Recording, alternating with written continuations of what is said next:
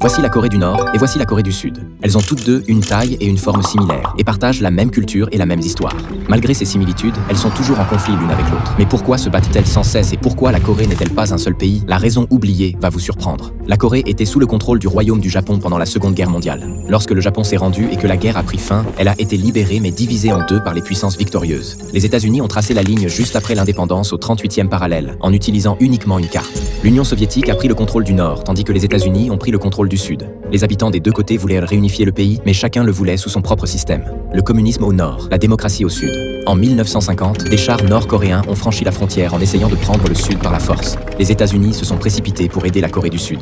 De l'autre côté, la Chine et la Russie se sont précipités pour aider la Corée du Nord. Un conflit local s'est rapidement transformé en guerre mondiale. Pendant 3 longues années, les combats ont alterné d'un camp à l'autre. D'innombrables vies ont été perdues. Les villes ont énormément souffert et, au final, rien n'a vraiment changé. La guerre s'est arrêtée presque exactement là où elle avait commencé, au 38e parallèle, continuant de diviser la Corée du Nord et la Corée du Sud jusqu'à aujourd'hui.